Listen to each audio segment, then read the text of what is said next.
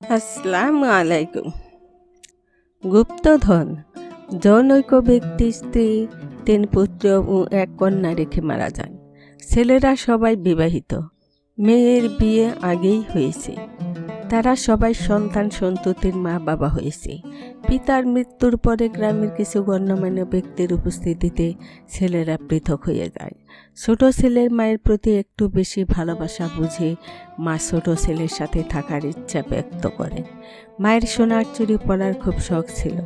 স্বামী তার সে শখ পূরণ করতে পারেননি, তাই ছোট ছেলে মাকে সোনার চুড়ি বানিয়ে দেয়। মা এতে ভীষণ খুশি হন। ছোট ছেলে মাকে আদর যত্নে রাখে। এভাবে কিছুদিন যাবার পর ছোট ছেলের বউ শাশুড়িকে বলে, মা, তোমার বিষয় সম্পত্তি তোমার ছোট ছেলেকে লিখে দাও, আমরা তোমাকে বরাবর এভাবে দেখব। ছেলে ও বউ এর ব্যবহারে মা প্রীত হয়ে তার যাবতীয় সম্পত্তি ছোট ছেলেকে লিখে দেন। তার ধারণা যে তিনি বেশি দিন বেঁচেও থাকবে না। মানুষের চরিত্র বড়ই জটিল ও দুর্বুদ্ধ। যাকে অতি সৎ লোক মনে করা হচ্ছে, সেই একদিন এমন এক অপকর্ম করে বসে যার ফলে তার দীর্ঘদিনের সুনাম নিমেষে শেষ হয়ে যায়। মা প্রতি রাতে চুড়িগুলি খুলে রেখে ঘুমান, সকালে আবার পরেন।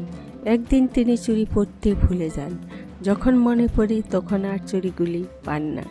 অনেক খোঁজাখুঁজি করেও মা চুড়িগুলি না পেয়ে কান্না শুরু করে দেয়। মা বলেন, বউ ছাড়া এ ঘরে তো আমি আর কাউকে কখনো আসতে দেখিনি। শাশুড়ির কথায় বউ ক্ষিপ্ত হয়ে উঠি এবং বলে, আমি কি তাহলে চুড়িগুলি চুরি করেছি? আমার কথায় স্বামী তোমাকে চুরি বানিয়ে দিয়েছে, আর এখন আমি চোর হলাম। মা বললেন, আমি তোমাকে চোর বলিনি, তুমি ছাড়া আমি তো আর কাউকে ঘরে আসতে দেখিনি। তুমি চুরি নাওনি, তবে চুরিগুলি গেল কোথায়? ছেলে মা বউ এর কথা কাটাকাটি থামাতে ব্যর্থ হলো। কথা কাটাকাটি চরমে উঠলে মা বললেন, তোমরা আমার বিষয় আশয় হস্তগত করার কুমতলবে আমাকে আদর যত্ন করেছ এবং চুড়িগুলিও বানিয়ে দিয়েছ। তোমরা না সরালে চুড়িগুলি কি উড়ে গেল? আমার বিষয় আশয় আমাকে ফিরিয়ে দাও, আমি এ বাড়িতে আর এক দণ্ডও থাকব না। মা বাড়ি হতে বের হয়ে গেলে বউ বলে, তোমার পরামর্শে চুড়িগুলি সরিয়ে আমি ভালো কাজ করিনি। ছেলে বলে, আসতে বলো, লোকে শুনতে পাবে। মা বাড়ি থেকে বের হয়ে বড় ছেলের বাড়িতে গিয়ে ওঠেন। বড় ছেলেকে অতি অনুনয়ের সুরে বলেন, বাবা, তুই আমার বড় ছেলে, তুই আমাকে একটু আশ্রয় দে বাবা।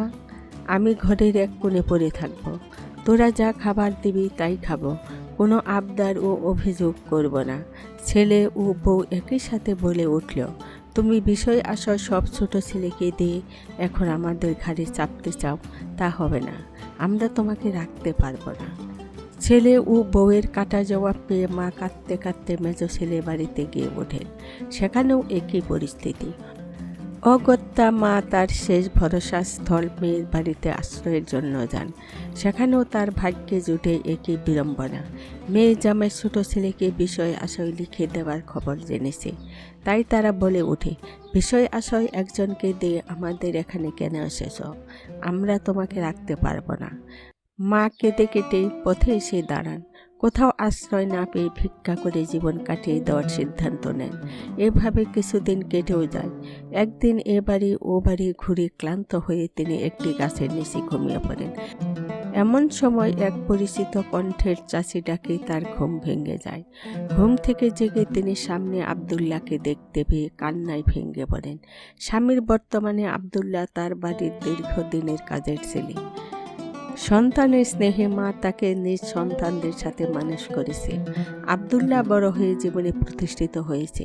কাজ উপলক্ষে সে বাইরে ছিল, তাই তার চাচির বর্তমানে হালচাল জানা ছিল না। আব্দুল্লাহ চাচিকে সান্ত্বনা দিয়ে তার বাড়িতে নিয়ে যায় এবং আদর যত্নে রাখে। এভাবে কিছুদিন কেটে গেলে একদিন আব্দুল্লাহ শক্ত করে বাঁধা একটি পুটলি এনে চাচিকে দিয়ে বলে, এই পুটলির মধ্যে কিছু গুপ্তধন রয়েছে, আপনি পুটলিটা কখনো খুলবেন না।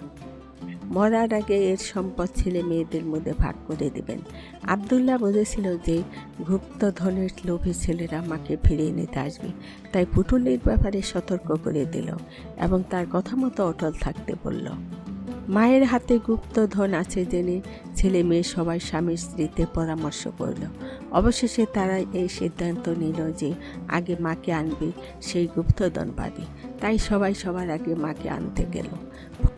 ফলে একই দিনে এমনকি একই সময়েই সবাই মাকে আনতে হাজির হলো। সবাই জোর দাবি করল সেই মাকে নিয়ে যাবে।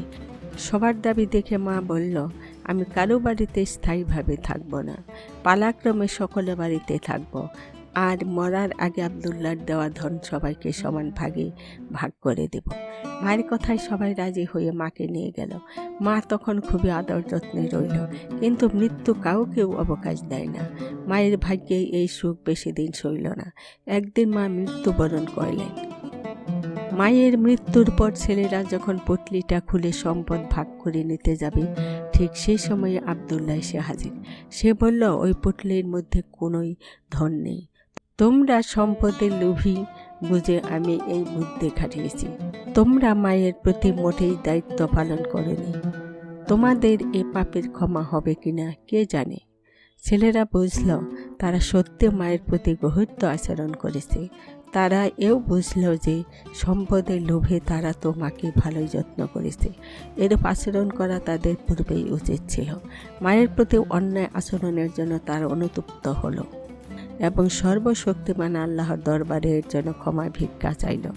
শিক্ষা: পিতামাতাকে দেখাশোনা করা ও তাদের ভরণ পোষণের ব্যবস্থা করা সন্তানের অবশ্য কর্তব্য। পার্থিব কোনো লোভের জন্য নয়, বরং জান্নাত লাভের আশায় তারা এই দায়িত্ব পালন করবে। আসসালামু আলাইকুম।